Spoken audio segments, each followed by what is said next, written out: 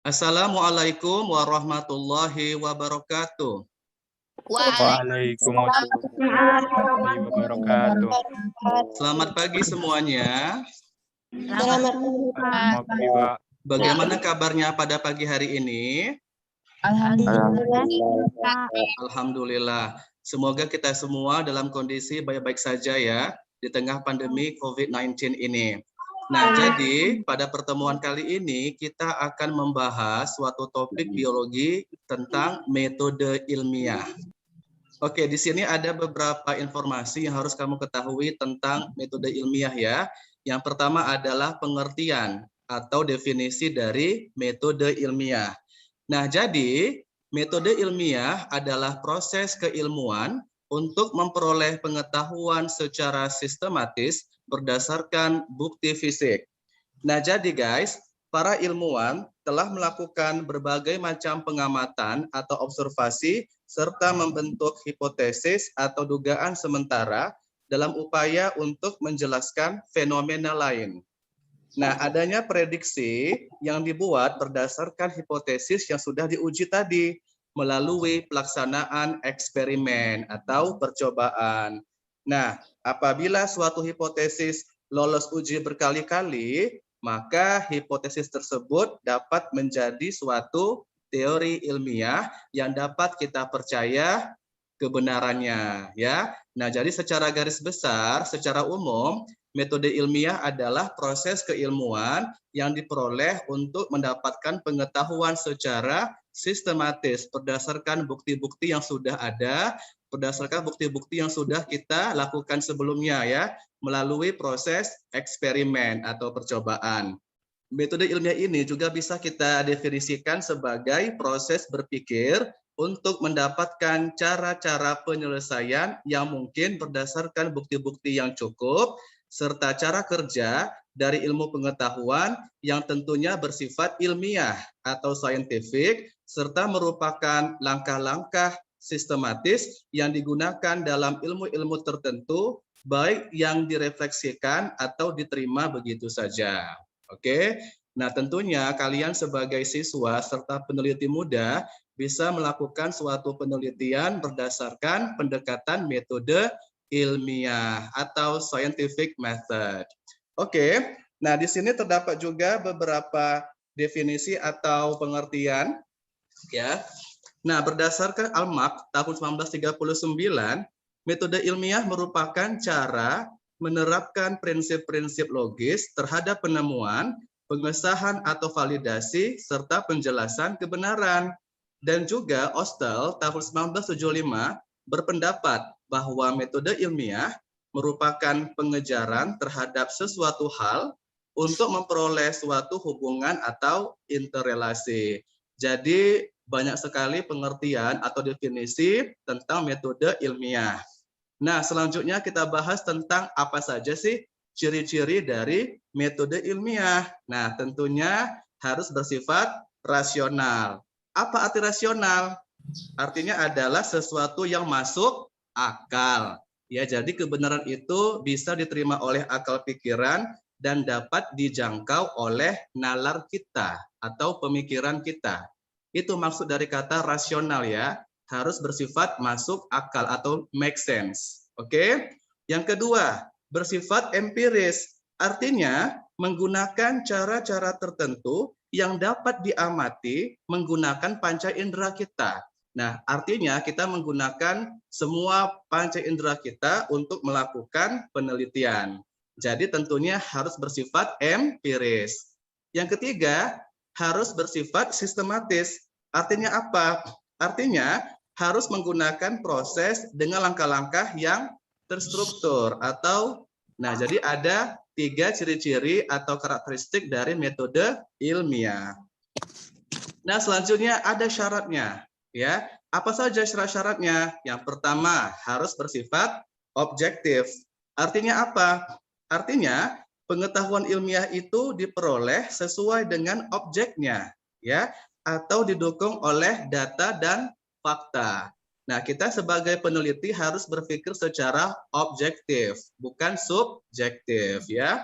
Nah, yang kedua, bersifat metodik, ya. Artinya apa? Pengetahuan ilmiah diperoleh menggunakan cara-cara tertentu atau menggunakan metode-metode tertentu yang teratur ya. Jadi kalau kamu baca panduan riset tersebut ya, di situ cukup banyak beberapa contoh dari metode penelitian yang bisa kamu adaptasi ya sesuai dengan jenis penelitian kamu. Yang ketiga, harus bersifat sistematis. Artinya apa? Pengetahuan ilmiah tersusun dalam suatu sistem, tidak berdiri sendiri, sedangkan satu dengan yang lain saling terkait. Jadi ada hubungan yang berkaitan antara satu hal dengan hal yang lain, ya. Dan dia tersusun dalam suatu sistem yang teratur, sistem yang jelas. Dan terakhir harus bersifat universal. Pengetahuan ilmiah itu tidak hanya berlaku untuk satu orang saja, guys, tetapi bisa berlaku untuk semua orang. Nah, selanjutnya di sini ada tujuan dalam melakukan metode ilmiah, ya. Nah, tujuan dalam mempelajari metode ilmiah adalah sebagai salah satu bentuk harapan untuk masa depan kita, ya. Nah, oleh sebab itu, dalam penulisan laporan ilmiah kita tidak boleh asal menulis. Ya, kita tidak boleh ke hati untuk menulis suatu laporan atau tidak mempedulikan kaidah-kaidah dalam penulisan ilmiah. Jadi kalian sebagai siswa kelas 10 yang nantinya akan menulis laporan atau proposal penelitian, kamu nggak boleh asal-asal menulis. Kamu tidak boleh plagiarisme ya atau mengutip suatu sumber tanpa ada kebenarannya seperti itu. Atau kamu mengutip informasi tanpa ada bukti referensinya. Jadi kamu harus benar-benar studi pendahuluan dulu. Ya, kamu mencari jurnal, kamu mencari artikel untuk bisa mengumpulkan semua informasi yang dapat mendukung penelitian kamu. Seperti itu ya. Nah, artinya guys, dalam penulisan ilmiah kita harus memiliki metode agar tulisan kita dapat dipahami dan dimengerti oleh orang lain di kemudian hari. Ya, jadi agar orang bisa mengerti apa yang kamu tulis. Jangan sampai nanti ketika kamu publikasi ke jurnal, kemudian ketika pembaca atau orang lain membaca isi tulisan kamu, mereka nggak paham, berarti kamu di situ sudah memberikan kekeliruan atau kesalahan dalam menyampaikan informasi kepada orang lain. Nah, sehingga sebelum kamu mempublikasikan tulisan, kamu harus cek dulu benar-benar apakah datanya sudah benar, apakah memang tulisannya sudah sesuai dengan template-nya misalnya, atau kutipannya sudah sesuai dengan yang kamu ambil di beberapa referensi. Jadi harus benar-benar bisa dipahami oleh orang ya, metodenya, latar belakangnya, kemudian susunan kalimatnya, bahasanya, itu semuanya harus dipahami oleh pembaca seperti itu ya. Nah, berikut beberapa tujuan dalam mempelajari metode ilmiah. Yang pertama, meningkatkan keterampilan atau skill dalam mengorganisasikan dan menyajikan fakta secara sistematis. Yang kedua, meningkatkan keterampilan atau skill dalam menulis berbagai karya tulis dan meningkatkan pengetahuan tentang mekanisme penulisan karangan ilmiah. Nah, jadi setelah kamu mengetahui langkah-langkah dari metode ilmiah, maka tentunya kamu bisa menulis atau mengembangkan laporan penelitian yang baik, yang nantinya bisa berguna untuk orang lain ya. Nah, seperti itu. Nah, selanjutnya kita bahas komponen dari sikap ilmiah. Nah, tentunya sebagai seorang peneliti atau siswa di SMA Unggulan CT Foundation, kamu harus memiliki sikap ingin tahu atau curiosity. Ya, apa maksud dari sikap ingin tahu ini? Nah, apabila menghadapi suatu masalah yang baru, maka kamu berusaha mengetahuinya. Ya, kamu di sini harus mencari masalah-masalah yang baru. Ketika ada masalah, kemudian kamu hadapi, lalu kamu cari solusinya, atau kamu berusaha untuk memecahkan masalah tersebut. Ya, kamu berusaha untuk mengetahui bagaimana pemecahan masalah tersebut. Ya, kemudian senang mengajukan pertanyaan tentang objek dan peristiwa.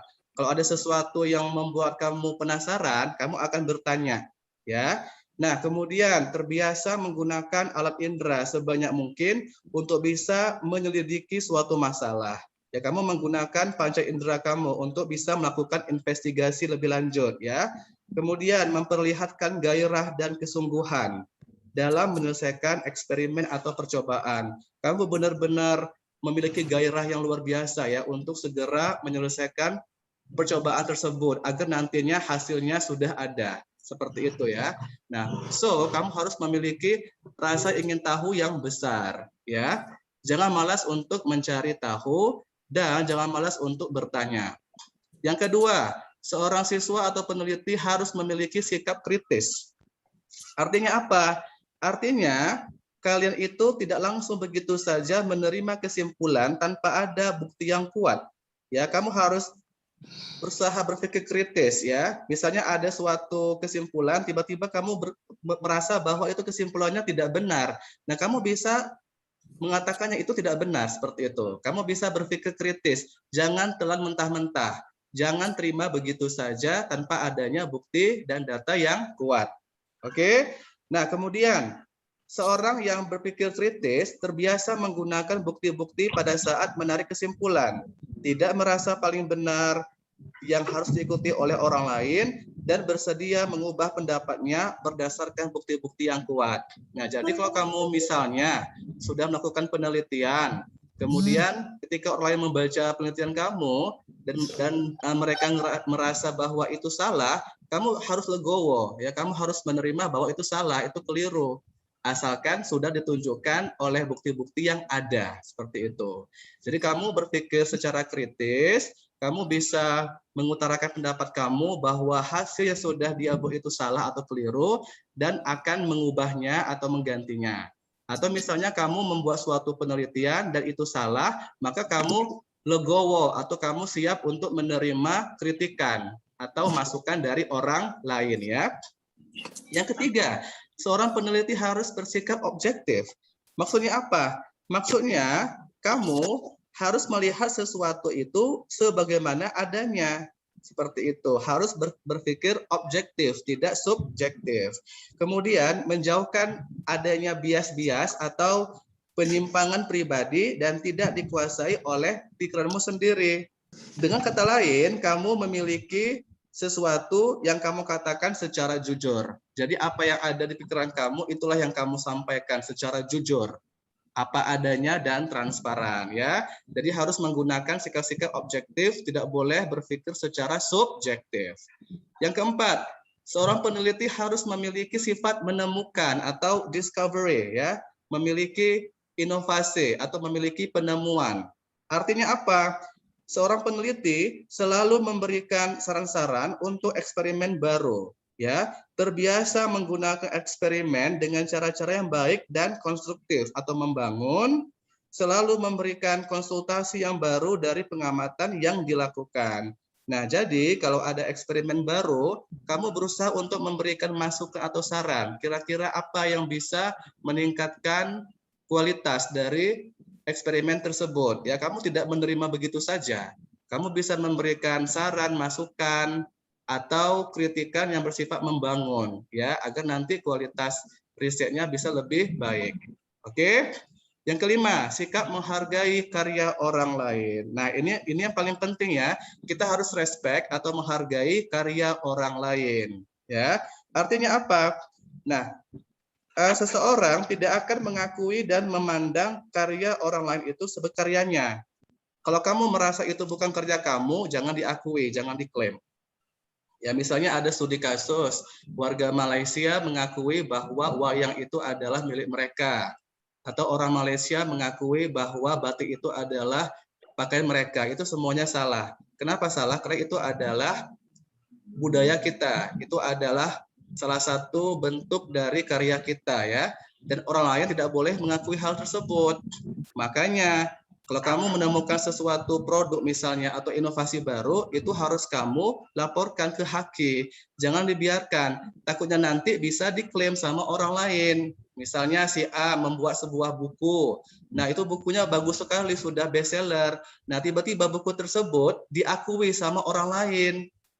Dan kemudian dia langsung melaporkannya ke Haki. Sementara kamu yang punya buku tersebut lama untuk melaporkannya. Nanti kamu yang merasa rugi sendiri, seperti itu ya.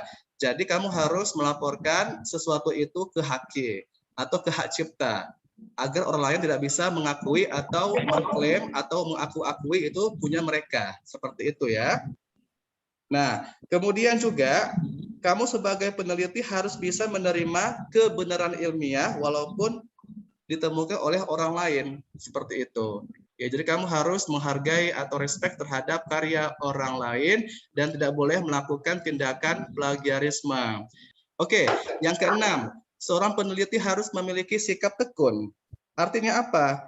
Seorang peneliti tidak bosan-bosan melakukan eksperimen. Dia tekun melakukan percobaan, bersedia melakukan eksperimen yang hasilnya meragukan.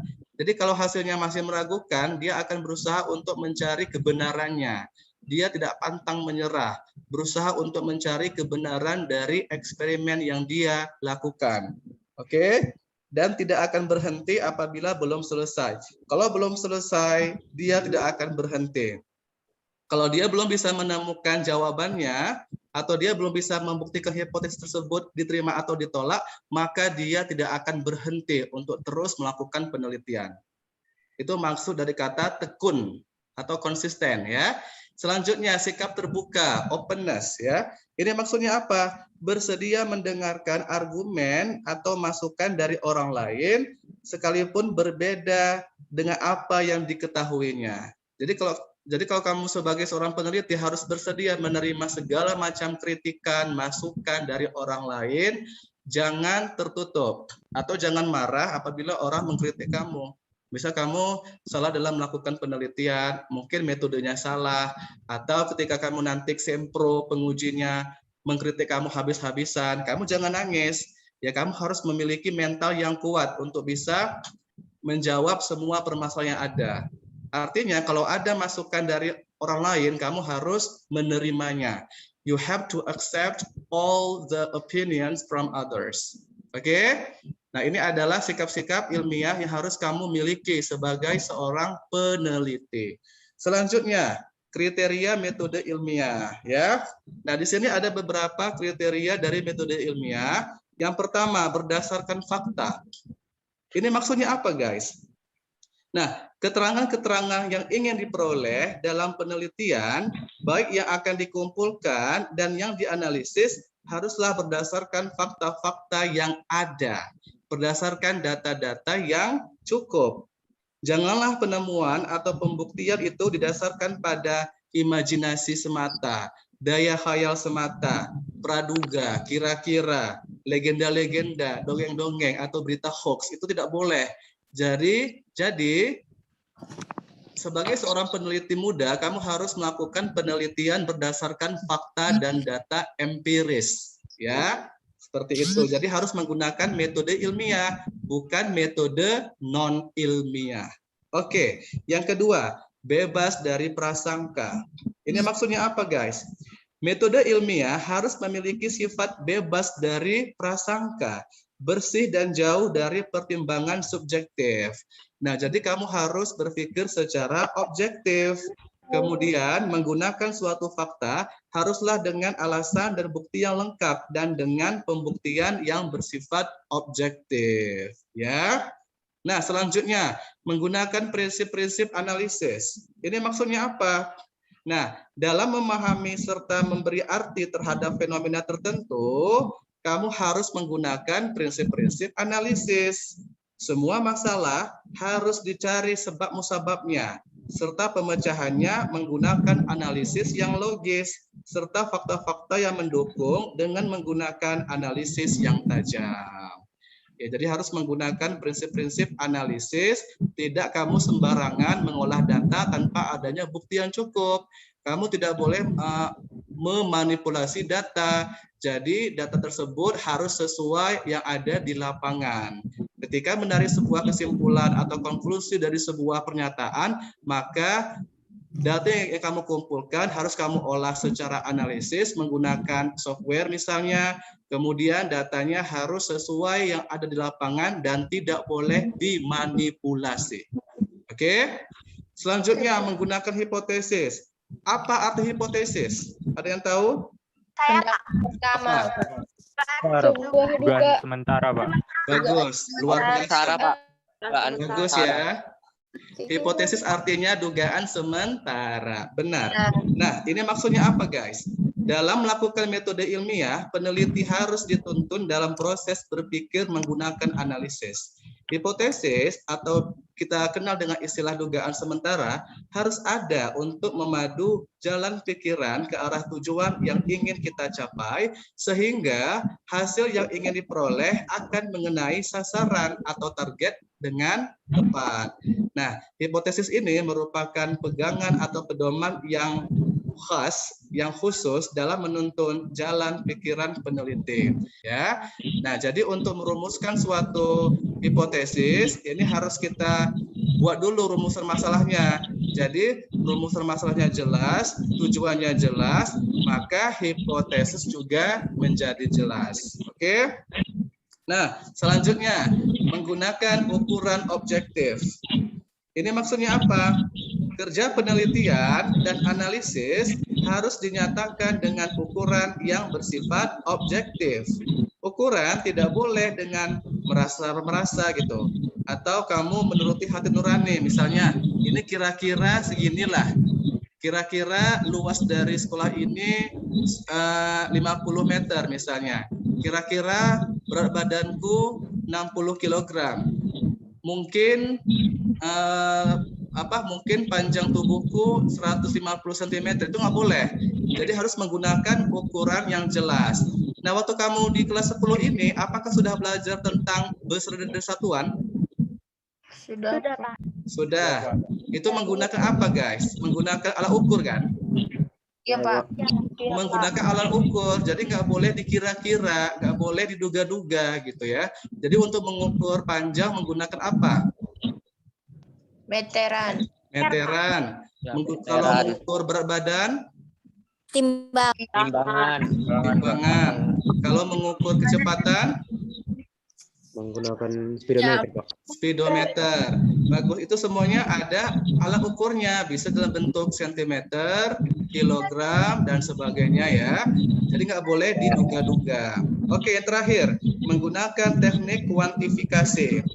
Nah, dalam memperlakukan data ukuran kuantifikasi atau bersifat kuantitatif, jauhi ukuran-ukuran seperti berikut. Sejauh mata memandang, itu boleh nggak? Tidak. Saya melihat ukuran dari lapangan basket itu sejauh mata memandang, itu boleh nggak kira-kira, guys? Nggak boleh, Pak, harus diukur, Pak. Nggak boleh, Boleh, harus Pak. menggunakan ukuran kan? Ukuran. Oke, harus Ukuran yang menggunakan ukuran yang jelas. Bagus. Dan dia bersifat kuantitatif. Apa arti kuantitatif? Kuantitas. Ada jumlahnya kan? Misalnya 100 meter, 50 kilogram, 25 Newton, itu namanya kuantitatif ya. Atau bisa dihitung jumlahnya. Oke. Nah, yang terakhir kita akan membahas tentang langkah-langkah dalam melakukan metode ilmiah. Nah, secara garis besar ada 8 langkah-langkah dalam menentukan metode ilmiah, guys. Yang pertama, memilih masalah. Yang kedua, mengumpulkan informasi awal. Yang ketiga, merumuskan masalah. Yang keempat, merumuskan hipotesis. Yang kelima, melakukan eksperimen atau percobaan. Yang keenam, mengolah dan menganalisis data. Yang ketujuh, membuat kesimpulan hingga mempublikasikan hasil penelitian. Nah, kita bahas satu persatu ya. Nah, memilih masalah. Ini maksudnya apa?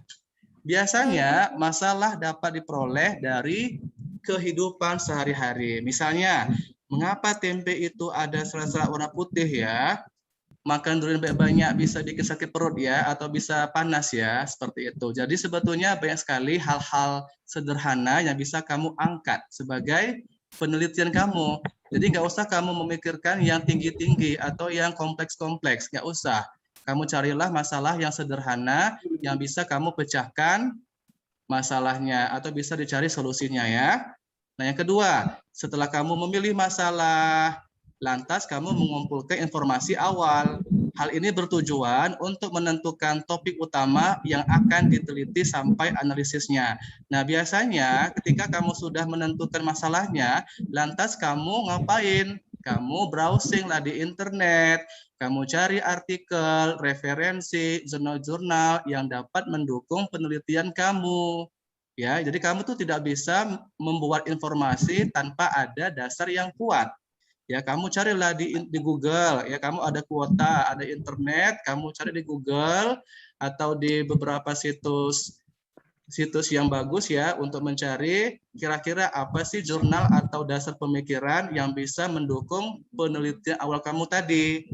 Ya, tentunya kamu harus mencari atau mengumpulkan informasi awal. Ini namanya adalah studi literatur atau studi pendahuluan. Nanti kalau kamu jadi mahasiswa, kamu wajib melakukan studi pendahuluan ya. Selanjutnya merumuskan masalah. Nah, setelah kamu memilih masalah, kamu mencari literaturnya, selanjutnya kamu rumuskan masalahnya. Ini ada di bab 1 ya, di bagian pendahuluan. Nah, apa maksud dari merumuskan masalah ini? Nah, masalah sebaiknya disusun dalam bentuk pertanyaan yang singkat, padat, dan jelas, atau tidak panjang lebar ya.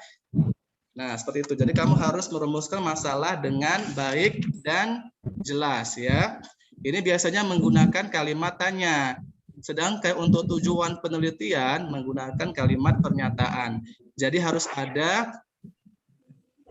ada sinkronisasi antara rumusan dan tujuan ya, bahasanya harus sama, jumlahnya harus sama.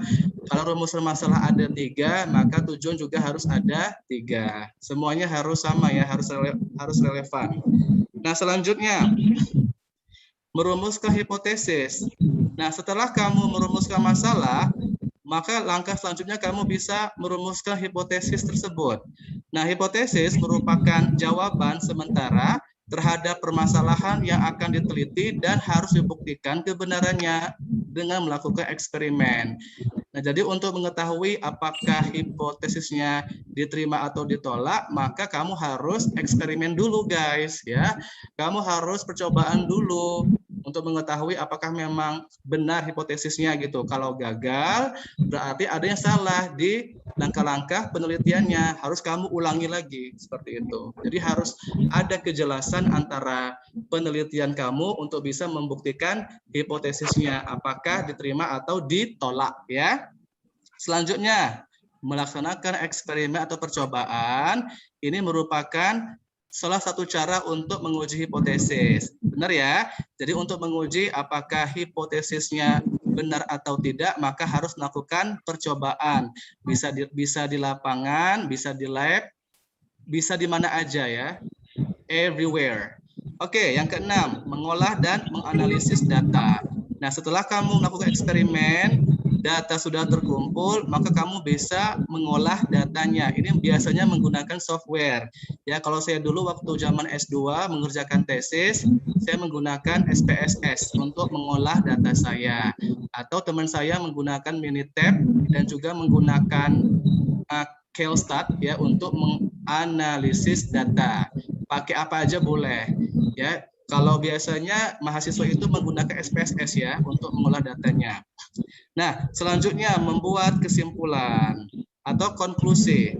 Kesimpulan yang dibuat harus jujur, harus objektif berdasarkan fakta yang terkumpul dari hasil percobaan atau eksperimen. Jadi tidak boleh berbohong untuk memberikan kesimpulannya.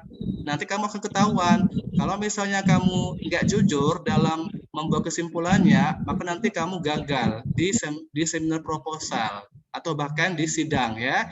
Jadi jangan sampai nanti kamu membuat suatu kekeliruan atau kesalahan yang fatal. Nanti bisa akan dilacak tuh sama dosen ya. Akan melihat apakah memang kamu mengolah datanya itu benar-benar atau sesuai yang ada di lapangan atau tidak. Seperti itu ya. Jadi harus jujur ya.